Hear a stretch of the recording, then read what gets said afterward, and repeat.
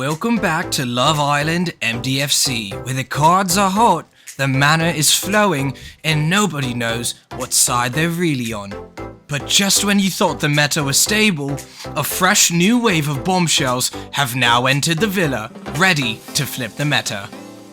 Hi, I'm Val. I'm a red spell by day, but once people are done using me, I can be flipped over and tapped until you drop. Val's been burned before, but when will she find a deck that lets her be ready for both sides of herself? Hey, my name's Agadim.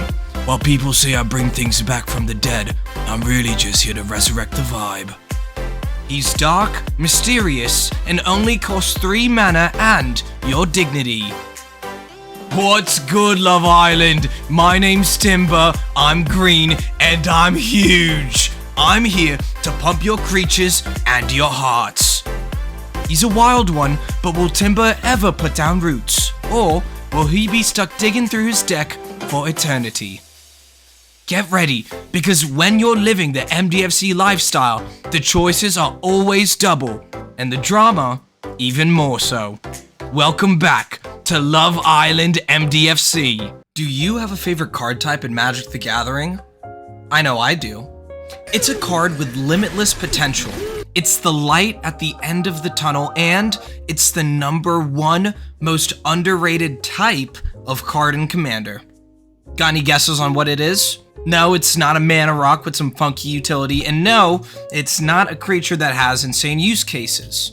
Have you ever drawn a creature and wished it was a land on turn 3? How do you feel after your second mulligan when you throw away a beautiful card due to the discard rule? What happens when you're late game and you get mana flooded? While there are certainly cards that may fill these roles, there's a card type that can fix every single one of these problems. I'm talking about none other than the MDFC. What's up, everyone, and welcome back to my tiny YouTube channel with a big heart. If you're interested in learning about all of the secrets of the MDFC and why MDFCs are arguably better than some other cards, welcome in. My name is really bad at Magic the Gathering, and today I'm going to be weaving a tale about why the MDFC may be the most flexible and debatably fun card to include in your casual EDH lists.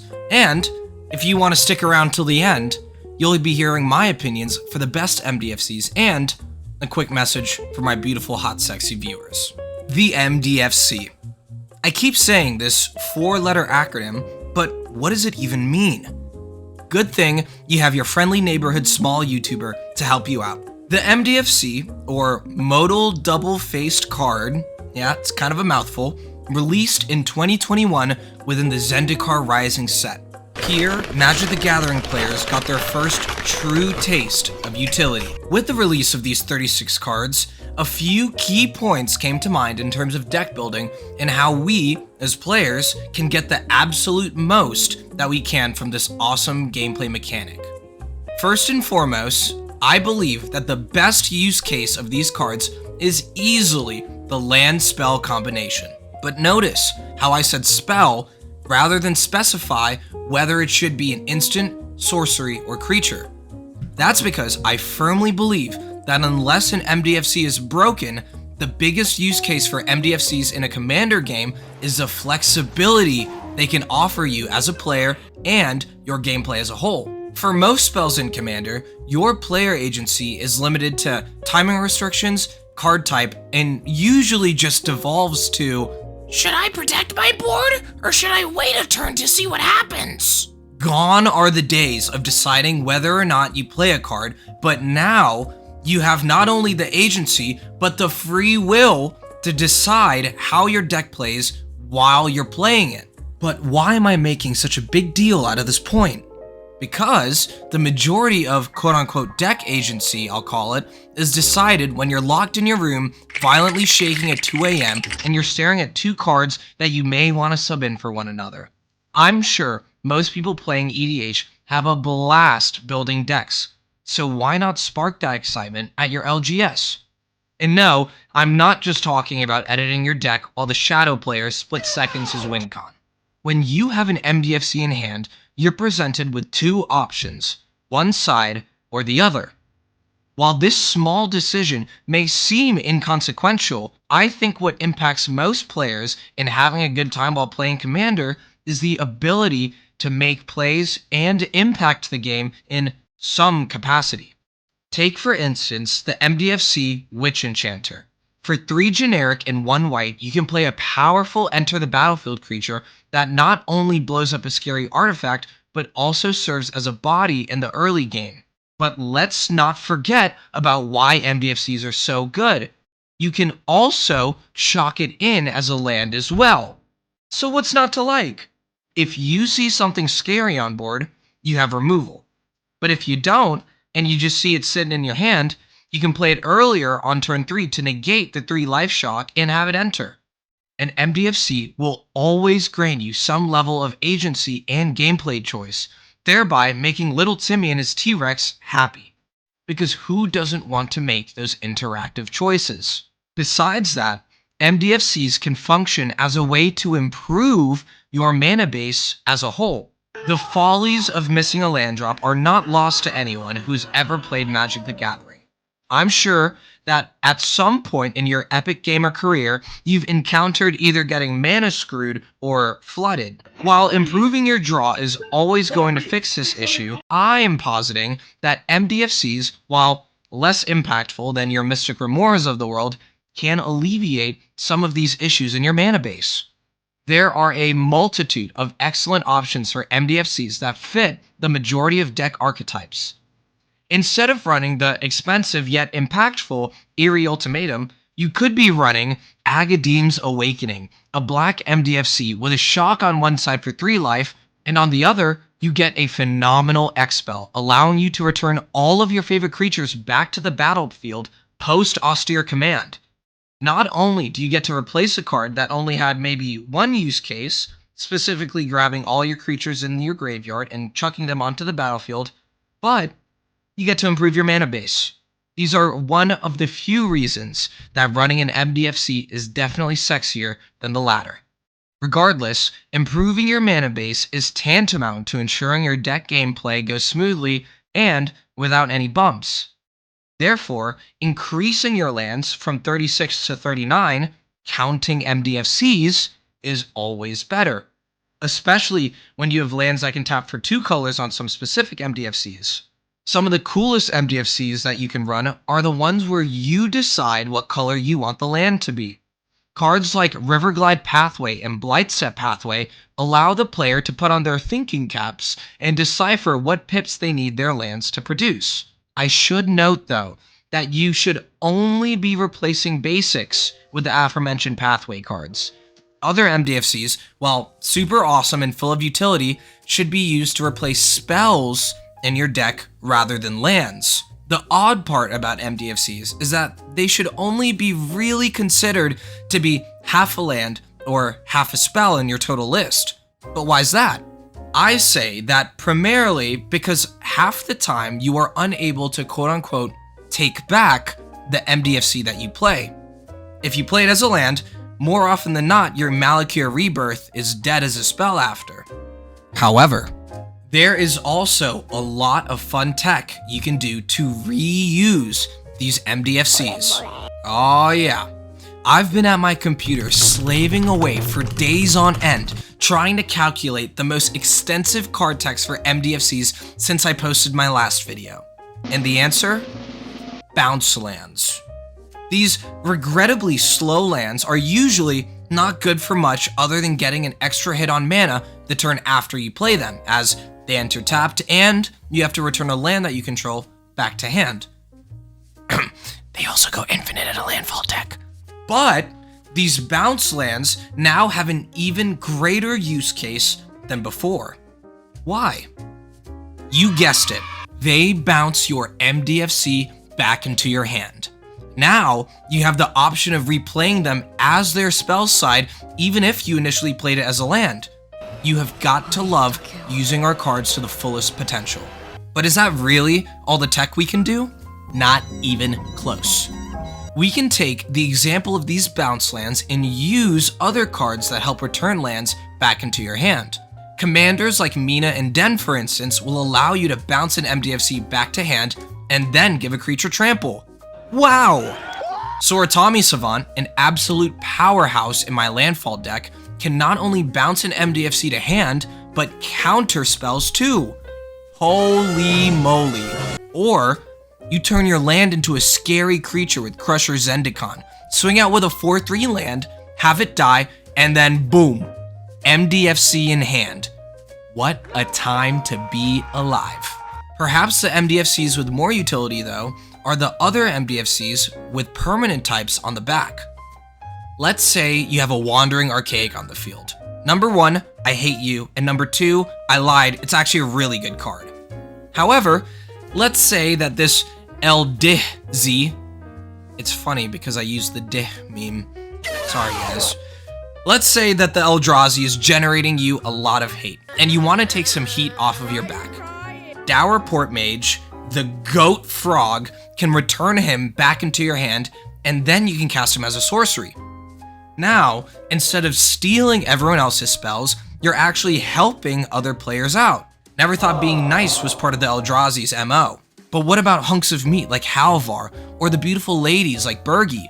Same deal. Is Halvar too busy aura farming? Is Bergie sitting around while you have no cards in hand? Try Absorb Identity. Now, you don't only get the option to replay Halvar and Bergie as their phenomenal artifact slides, but you also get to copy the original creature until end of turn. Yo, I just reread the card while editing. It'll only copy if you have a shapeshifter. So, yeah, limited tech. Inherently, any way that you can figure out to bounce a creature or land back into your hand will enable you to replay these powerful MDFCs as one side or the other. This not only increases their utility, but to an earlier point, you get more agency. Instead of playing Balatro after your Elenda deck gets blown up beside your Ozolith, you can now make decisions on what you want to do with MDFCs while you're playing. Alright guys, this one's a little shorter than most, but I hope that this video will showcase a bit of the reasons why MDFCs are the best card type ever. While there are certainly limitations on how helpful these cards can be, especially when considering that not all colors can bounce permanents back to hand, I believe that I've successfully made a case for why MDFCs should at least be considered in your list. Let's recap. Number 1, they give you, the pilot, much more agency than a regular card. 2, they smooth out your mana curve, and they can flex into other spells if drawn later in the game. And 3, there are many ways to reuse these MDFCs in a casual setting. I should say though, that there are a few negatives, as much as it pains me to say, about the MDFCs. First and foremost, they are usually more expensive than the simple spell equivalent. Retrieve, for instance, is a 1 generic, 1 green, and does the exact same thing as Bela Bed Recovery. Besides that, most decks are probably going to be unable to bounce these cool, crafty cards back into your hand. Just wanted to point these critiques out before I tell you guys my favorite MDFCs. I told you guys at the beginning of the video that I would tell you which ones are my absolute favorites. So I will do so in the Love Island style of the introduction. Disciple of Freyalise. While this seems like a pretty crappy momentous fall, it's a land on one side, which is always appreciated in any green deck, and it serves as a recoverable 3/3 sack and draw piece through cards like Timeless and Eternal Witness. I rate this a 6 out of 10 purely because of the high CMC. Let's bring it back to Valakut Awakening. What is there to not like about this card? Red is super used to running 38 basic mountains and Arena of Glory, but why not add a tap land to the mix? Objectively, you're probably never going to be playing this land if you're in mono red, which kind of dulls the MDFC benefits this offers. However, it can serve as a very efficient wheel, +1 cards at most, and a decent cantrip at worst. I love the utility this beast offered in my Urabrask Storm deck. I rate this a 7 out of 5 because this card is awesome, but red still sucks. Now, back to the two twins that are hunky and skulky, Agadim and Malakir. I'm grouping these together because I talked about them already, but I love black reanimate effects, and I especially love them because they're MDFCs. Malakir Rebirth is much cooler than other return to battlefields like Animate Dead purely because of the CMC. However, I do recognize that it's limited by a creature that has died once it's on the battlefield. Some big baddies are too scary not to counterspell. But that's where his older and sexier big brother Agadim comes in. While a rate may not be as good as something as Rise to the Dark Realms, I think both of these cards serve as effective replacements for your slower reanimate cards and help out the mono black decks with their land base. That's a win-win in my books. 8 out of 10. Drumroll for my all-time favorite MDFCs, please! I'm introducing Bergie, Esika, and the Hydroelectric Specimen. Bergie is phenomenal for many reasons, but primarily I love her for the pure power she can have in casual pods to CEDH pods. Having a red mana generated per spell casted is a no-brainer for any Storm deck, and she can significantly improve your ability to ramp up and slap your opponents around. Further, her backside allows for very efficient impulse draw, which when combined with something like Intrepid Archaeologist can start dunking on other decks through burn. 9.5 out of 10. Esika is a Wooburg powerhouse. She enables my Bracket 2 Infinite Legendary Tribal deck to start pooping out threats from Progenitus to Scion of Draco. However, she can get even crazier if you cast her on her god side to create a metric fuckton of mana, then bouncing her to hand for her enchantment, effectively serving as a temporary enduring vitality and then transforming into free casting the biggest of baddies in your deck. What a card. 9.5 out of 10. Last but not least, Hydroelectric Specimen. For 2 generic and 1 blue, you get a flash creature that absolutely shreds through removal. Someone planning on Swords to Plowsharing your commander? Hydroelectric Specimen. Someone wants to take control of your Valgavoth? Hydroelectric Specimen. Someone is cloning your Esper Sentinel? Hydroelectric Specimen. It just doesn't get much better than that. But not only that, since it's a creature, it's much easier to return to hand rather than if it was just a land. Plus, you can blink it at instant speed with a sort of navigator to continually change the target of a spell to Hydro. My hero. 10 out of 10. A last note about MDFCs, especially in the command zone. This is probably the strongest iteration of this category of card, because you have the option of casting either side from the command zone. Even though Commander Tax does still apply, this will present the easiest way to gain the full benefits of these MDFCs, as when they're in the command zone, they don't need anything else to run the MDFC engine besides itself and someone who will inevitably blow either your commander or the backside of your commander up. So take advantage of legendary MDFCs, as that is probably the easiest and most accessible way to start using these in your commander games. And that about wraps up my latest YouTube video. I just wanted to take a second and really thank you guys for the crazy amount of views and support that my videos have received from y'all. As a fledgling YouTuber with high hopes to one day join the likes of the Professor, the Command Zone, Nitpicking Nerds, and all of the legends associated with Trinket Mage, seeing this kind of positive response on my videos is nothing short of incredible. I will say that this upcoming week, like the weekend of the 16th, 17th, and that following week, I will be unable to post a video. No, this is not an exit scheme for money, but I'm taking a trip to see my family, and then it's MagicCon Atlanta. If you want to get a cheeky face reveal, I'll be there wearing a dumb shirt advertising this channel. If you have any recommendations for future video ideas, or you just want to pour your heart out in the comments below about how much you love or hate MDFCs, please feel free to leave a comment, perchance a like, and certainly a subscription. But wait! My channel has officially been given the opportunity for monetization, which is an incredible step for this channel, especially for being so small. I'm just incredibly thankful to be given the opportunity to monetize the channel, but I recognize that this is something that some viewers may not like. So you may notice that there are ads on the videos now. I'm sorry. I think I saw one for like sports betting. Sure. I'm sorry about that. But now I get to make like 10 cents per video, which is enough to almost get me a pack of ramen, which is huge.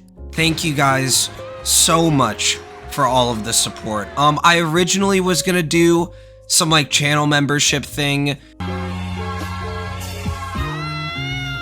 but I think I'm just deciding against that. I think ads are fine for now. You know what I mean? Like, I'm not gonna, I just feel super bearish asking you guys for money. In like, I just feel super bearish about it. I don't think I'm gonna do it. But what I would like you to do is to join our Discord. I have set up a really cool, fun Discord for all the folks in my community to just chat about magic or things not related to magic, and chat with me about videos or potential videos I've coming down the pipeline. I would love to have you there, and it'd be a blast to get to talk to you guys one-on-one and have you meet the people who are already in the Discord, who are all really awesome, really funny, and really cool. If you're in the Discord already, I love you. Besides that, that's it. I was gonna say something about the tips, but if you want to leave a tip on a video, you can. But I'm not doing the membership thing. I love you guys too much to ask you guys for money like that. I'm not doing that. I'm tiny. I'm a small channel. Okay, guys. Thank you for hanging around for this long in the video and giving me the time out of your day to watch my video. If you made it this far, please comment almighty push. Okay, bye guys.